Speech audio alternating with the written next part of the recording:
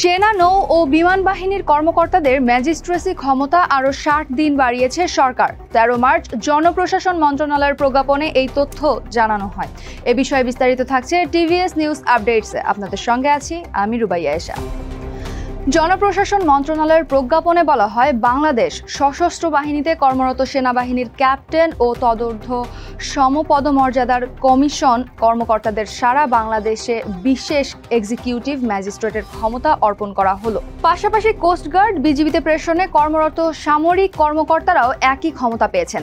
ছাত্র জনতার অভ্যুত্থানে আওয়ামী লীগ সরকারের পতনের পর ২০২৪ সালের ১৭ সেপ্টেম্বর ফৌজদারি কার্যবিধি অনুযায়ী সেনাবাহিনীর কর্মকর্তাদের নির্বাহী ম্যাজিস্ট্রেটের ক্ষমতা দেওয়া হয়।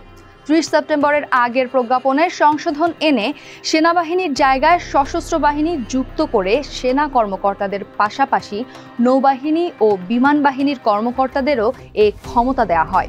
এরপর ১৬ নভেম্বর এক প্রজ্ঞাপনে প্রথম দফায় তার মেয়াদ ২ মাস সময় বাড়ানো হয়। পরে ১২ জানুয়ারিতে দ্বিতীয় দফায় এর মেয়াদ আরও ২ মাস বাড়ানো হয়।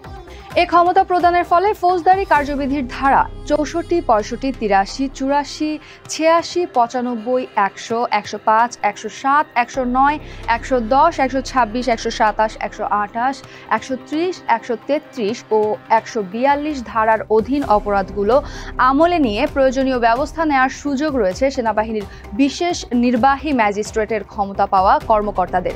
এই ছিল টিভিএস নিউজ আপডেটসের সাম্প্রতিক ঘটনা সম্পর্কে আপডেটেড থাকতে টিভিএসে চোখ রাখুন।